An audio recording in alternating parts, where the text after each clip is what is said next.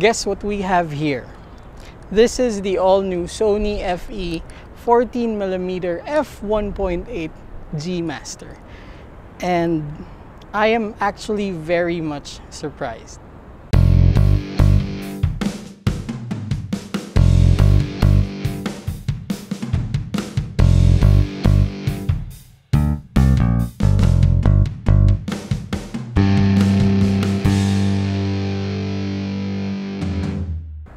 So to give you a bit of a backgrounder, when I was starting out in landscape photography, we would make these jokes about that dream lens that we would want to have in the future. And a lot of them were very unrealistic. And one of them was, of course, an ultra-wide angle lens that went up to 1.8, which is the aperture, the usual maximum aperture that you would dream of when you're a beginner, because most of us jump from the kit lens to the 50mm 1.8. And it was just an odd thought, of course, to think that what if we had something that wide? What if we had something around 17 or 18 that can do f1.8? And today I'm holding something that does 14mm at f1.8. And for a landscape photographer, especially with quite a bit of experience, you would know that you would really want that f1.8 for shooting at night. Now, when I first got and opened the box of this lens, I first thought, wait, it doesn't feel like there's anything inside. It just feels like there's a soft case inside. And that's really what surprised me, because looking back half a decade ago, you would have thought that if ever a lens like this would ever come, it's supposed to be really big and really heavy. Well, this 14mm G Master comes in at just 1 pound. And it's just 3.3 by 3.9 inches. It's very, very small. And considering that this would be a lens you would bring along with your trinity if you're a landscape photographer, you're never gonna feel the difference in weight because it's barely there in your bag. And the thing is, it's gonna come in when it's crucial to have it.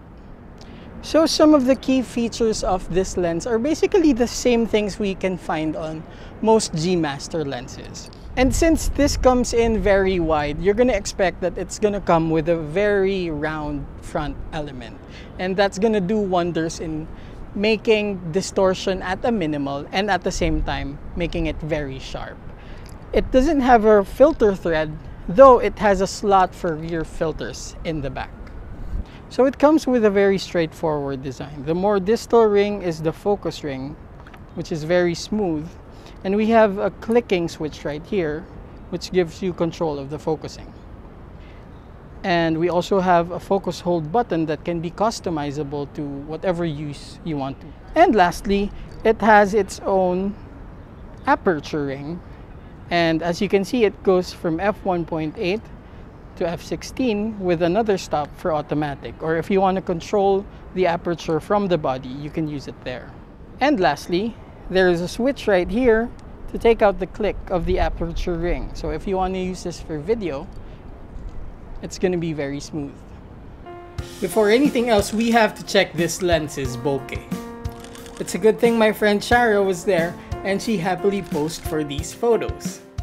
As you can see, even if we're not too up close, shooting at f1.8 gives us a very smooth background blur.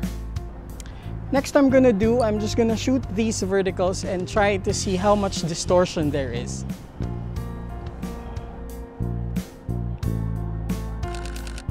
Now focus your attention to the lines on the sides.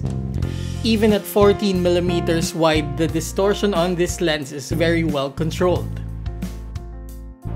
So the last thing I'm gonna do is, of course, shoot what I really came for, and it is to shoot this very beautiful cityscape.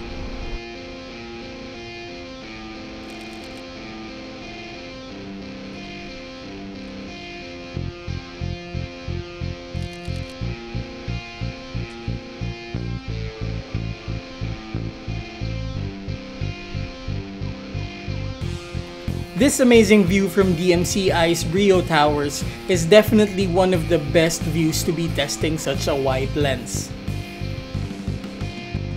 This vantage point offers a wide view of Ayala Avenue and almost the entire Makati CBD. On the other side, it offers a bird's eye view of Guadalupe and EDSA, at the same time a good view of Bonifacio Global City.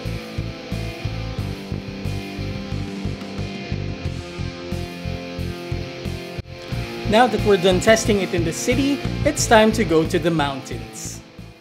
So when I first found out about this new 14mm G Master from Sony, there was one thing that was in my head. I knew that there's this particular shot that I had to do to give justice to this lens. And that's what I'm about to do tonight. Hopefully the weather cooperates. And of course, that is shooting nightscapes. Now, shooting nightscapes can be done with other lenses, but the trick to doing it is to use a very big aperture. And it's very significant that this is a 14mm. It's very wide, but at the same time, it does f1.8, which means that I can shoot the Milky Way if it comes up and be able to do it in lower ISOs.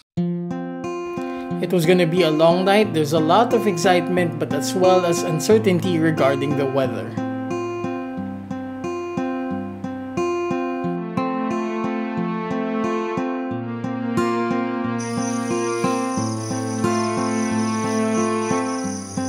So it's 5 minutes to 2 a.m.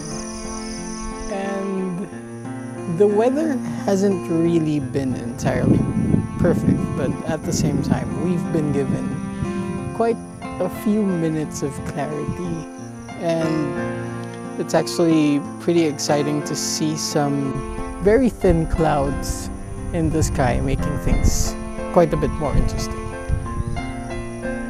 Not the perfect time to shoot the night sky, but it's really a breath of fresh air to be doing this.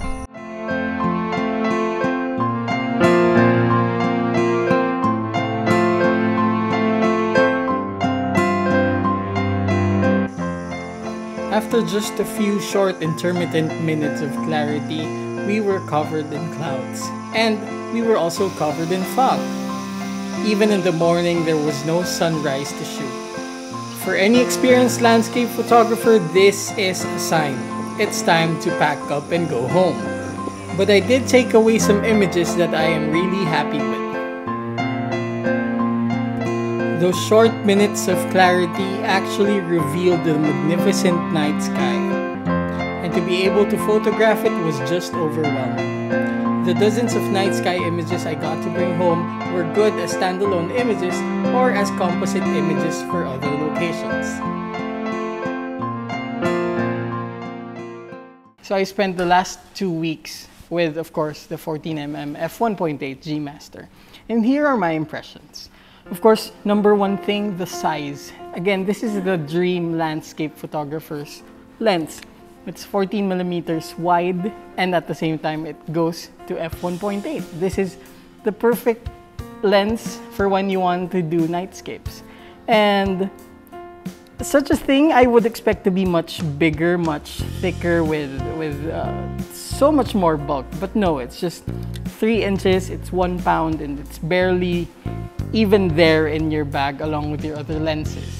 And of course, f1.8, it allows me to shoot amazing nightscapes that are cleaner because I can go lower ISOs, and that's very important for me as a landscape photographer because I don't want noisy images. And of course, it's a G Master. It delivers the image quality that represents the G Master line, and there's no doubt about that. So again, if you have any questions about this lens, any reactions, feel free to drop them in the comments. And don't forget to like this video, share, and subscribe to my channel. See you on the next lens review.